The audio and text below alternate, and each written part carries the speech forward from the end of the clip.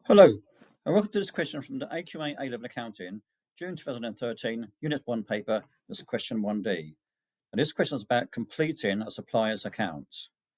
So let's see what information we've got in the question. The following transactions took place during the month of March 2013 between Julie Waits and Bond Supplier A Supplier. So here are the details. The 1st of March 2013, the balance brought forward was £4,290. On the 5th of March 2013, purchase goods on credit from Bond Supply, £1,226. 8th of March 2013, we returned goods to Bond Supply, £164.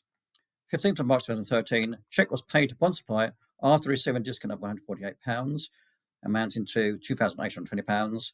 On 22nd of March 2013, Julie's Bank returned the cheque unpaid, £2,820. So what have we got to do? Complete a purchase ledger account of Bond Supply in the books of Julie Waits, balance the account at the 31st of March 2013. So here's the Bond Supply account that we're actually given. So let's go to the back of the information now. 1st of March 2013, balance brought forward is £4,290. Now we owe this to the supplier, therefore it's on the credit side. So the amount is £4,290. And its balance brought down. The date was the 1st of March 2013. That's the first bit. On the 5th of March, we purchased goods on credit from Bond Supply, £1,226. So we purchased goods, that means we owe more money to Bond Supply, therefore that's going to go on the credit side. So it's the 5th of March 2013. And it's purchases. And the amount that we go back to the question was £1,226.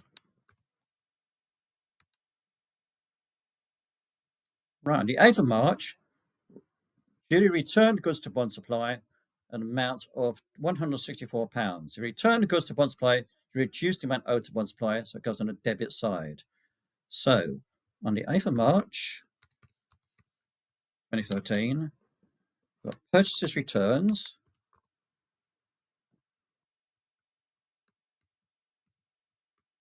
Return goods to supplier. They are also known as returns outwards. The amount there was £164. I just put it in brackets underneath.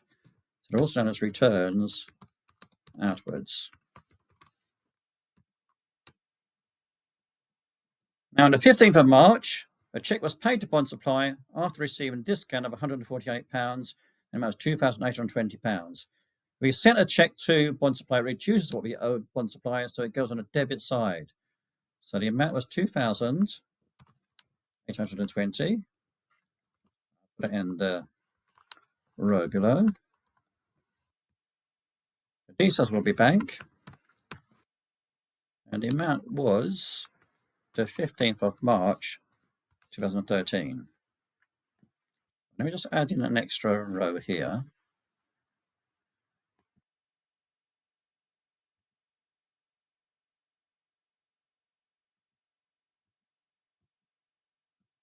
Right, now, when we pay the cheque to Bond Supply, we also got a discount of £148. Again, that reduces what we owe, so that's on the debit side.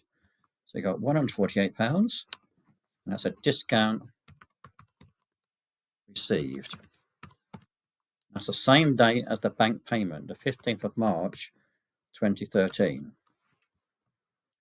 And the final thing is, on the 22nd of March, Julie's bank returned the cheque unpaid, £2,820. So there must not have been enough money in the bank account to process the cheque. So we've got to do the opposite now. We've got to clear out the cheque now. So it originally was on the debit side, so it'll be cancelled now. So it's on the credit side, £2,820.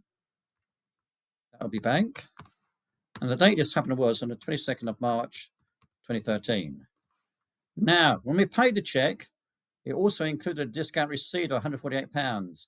As the cheque's not being processed, then likewise the discount received will not be processed, so that's going to be cancelled as well.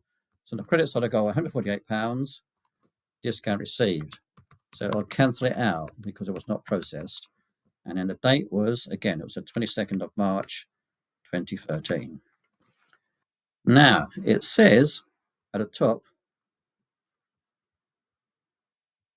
here we go, it says, and balance the account at the 31st of March 2013.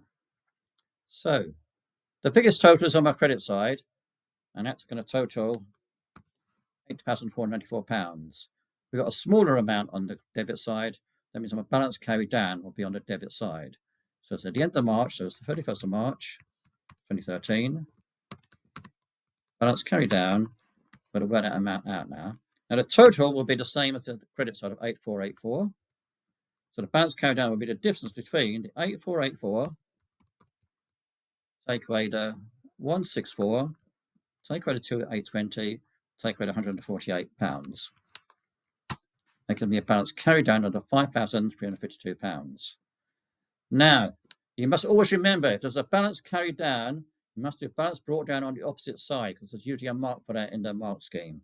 So we've got balance brought down, and the amount is the same as balance carried down of 5352, and the date is the next day.